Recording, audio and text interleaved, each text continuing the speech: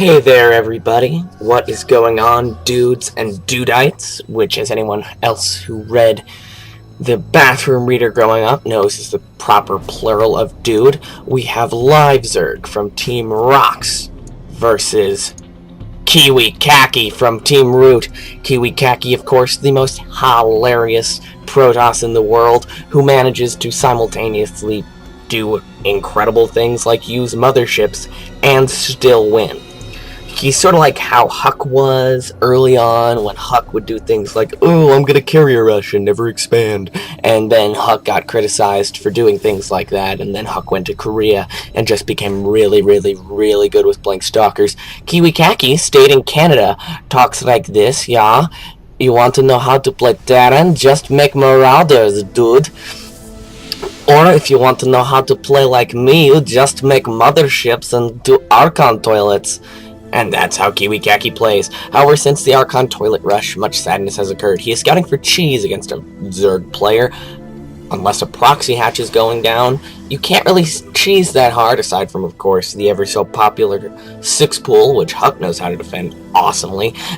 The reason I'm talking so much about Huck is I just watched the finals from DreamHack. I watched a lot of DreamHack when the DreamHack week was, but the actual finals I missed until just last night, and they are awesome, so go watch them.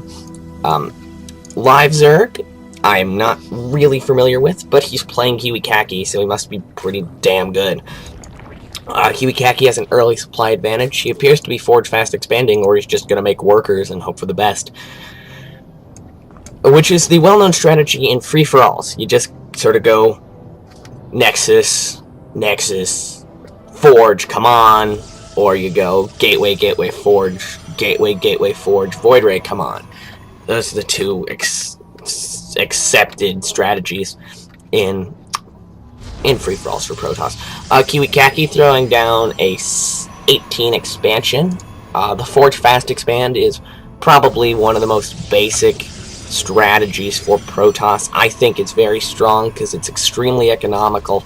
It's a little bit like the 2 racks opening for Terran, in that if you just use it to play defensively, not do some crazy offensive cannoning like wall the ramp, it allows you to get a really ridiculously fast expansion because you don't have to invest anything in gas. And what that means is a ridiculously fast expansion means you can counter Zerg, and sometimes Zerg to be safe from things like 2 raxes or photon cannon rushes. They will then actually expand a little bit later after pool, allowing you to get a slight economic advantage over Zerg. Now, Kiwikaki, being very smart, maybe actually over cannoning slightly, but this is a hallmark of Kiwikaki's play. What he'll do, especially late game, is he'll throw down 2 pylons out of an expansion and like 8 cannons, because Protoss late game, especially him, is almost all gas focused. And he just says, instead of making zealots, I'll make cannons, dude. And then it protects him from run-bys. It's an interesting style, and it tends to work pretty well. I don't know how I feel about this Manor Cannon. I would have maybe liked to see it up there, where it can help complete the wall off and not interfere with his mining.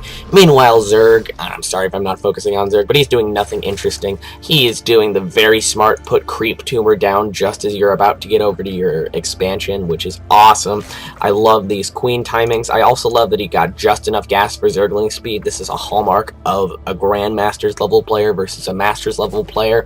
Is Grandmaster's level players know exactly how much gas expenditure they need, and thus pull off drones, like 1 or 2 drones, and then put them back on very specifically. Kiwikaki getting his expansion up, he has yet just put down a single assimilator, meaning he may try actually for a fast third. This is something that's becoming more and more popular with Protosses, is especially if you don't scout Roach Warren, if you see a Zerg who isn't trying to put on pressure with roaches, you can actually take a 3rd cannon up and hope for the best. Again, it's sort of a hope-based strategy, not exactly fundamentally sound. It's sort of like Nexus cannons, come on, as we were discussing, but hey, free-for-all strategies in 1v1 work, right? Again, this cannon, I call it slightly manor, so I'm not a fan of that. Maybe these 2 cannons should kill off their brother fairly soon. A good scouting zealot going down for Kiwikaki, and Rock's Livezerg doing a badass fast expand. Oh, he's going to fast expand? Well, I'm going to fast expand harder. How do you like that? He is doing sort of belated Spanishiwa style. For those of you who don't know, Spanishiwa is the Zerg who hates gas and who's awesome at cheese. Spanishiwa, you're so fun. What he does is he goes, well, wait a minute, in order to hold a third base, I don't need anything but speedless Zerglings, Queens, and Spine Crawlers, herp, and therefore he very rarely actually gets gas before his third base, unless, of course, he's cheesing. And so then what we see is Zerg not get really any geysers, aside from the necessity of getting Zergling speed, until his third base is up. He's getting his Roach Warren. Roaches, of course, are sort of the long-time standard versus Protoss. Now we're seeing a little bit more Zergling, Baneling, and Fester. Oh my god, was that 13 workers being made at once? Oh my god. Rock's Livezerg. Oh, that was really good, Rock's Livezerg. Oh, heart for him. He made 13 workers at once. Meanwhile, Kiwikaki's, making single-digit workers, which, come on, don't do that. You gotta have triple-digit worker production in one cycle. Rock's Livezerg, and I guess I should just call him Livezerg, not Rock's. Livezerg now sending his queen to his third, and I love to see Zerg players get this many queens. Creep is such an important resource.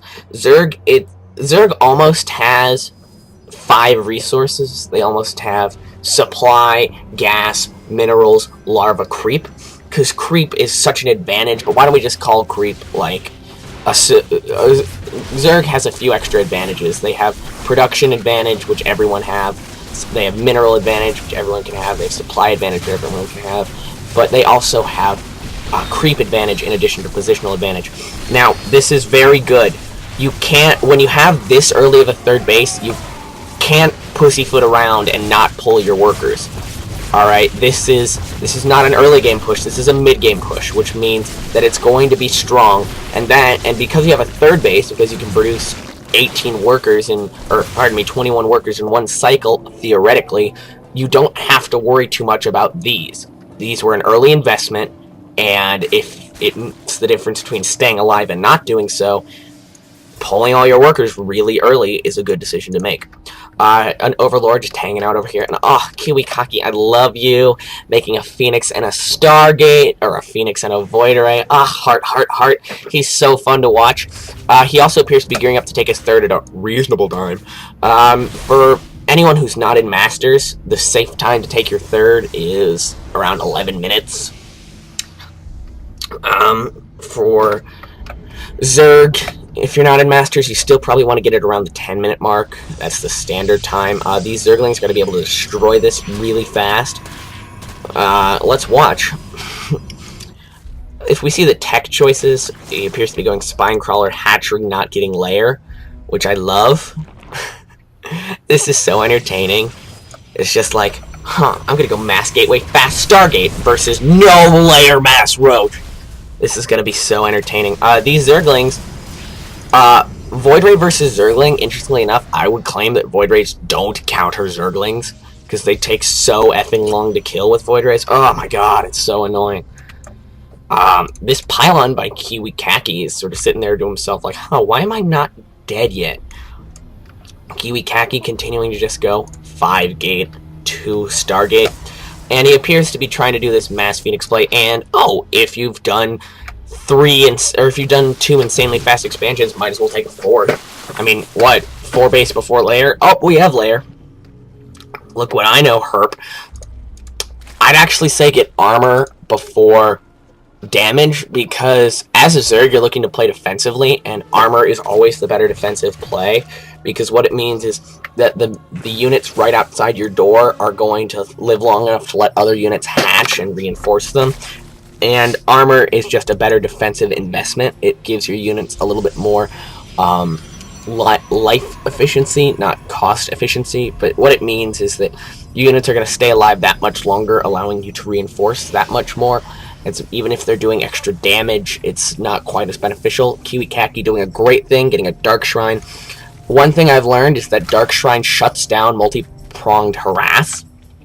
So, guys, if you just get like 2 Dark Templar per base, no Terran has enough scans to deal with that, and then he has to bring a Raven with him, and nobody wants to do that because that's really risky. way to spend 200 gas. A Void Ray charging up on a hatch.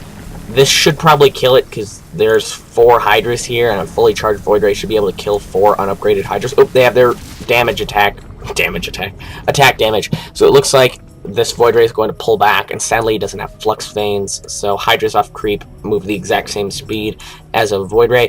Hydras off creep feel slow, but that's just because all of these Zerg units are fast, and so therefore Hydras off creep aren't fast, they're just normal speed, and thus they feel slow. I'd like to see Blink be researched here. Blink Stalkers are so good. This is a crazy amount of Phoenix, and Kiwikaki is doing something really smart. He's not revealing these at all. He's just keeping them far back enough in his base that no Overlord Scout is really going to be able to catch them, and it appears that he's going Zealot Phoenix, which is an interesting way to go. Not exactly a death ball, more of a nothing I have stays alive ball. Baneling and like 6 Corruptors kill me, but that's okay. It's Kiwikaki. He pulls this kind of thing off all the time. These 2 Dark Templar are just going to be really annoying because Zerg didn't bring detection. Charge Lots versus Roaches is kind of an interesting matchup, but Charge Lot Dark Templar Phoenix versus Roaches works pretty goddamn well. Oh, that was such good play, Livezerg. Snipes the cannon so he can burrow with impunity. Ah, that was awesome. But at the same time, 2 DTs, even if you do have detection, it doesn't matter, they can just kill you fast enough anyway. Look at this. DTs versus that. Yes, that died that quickly. But Infestors are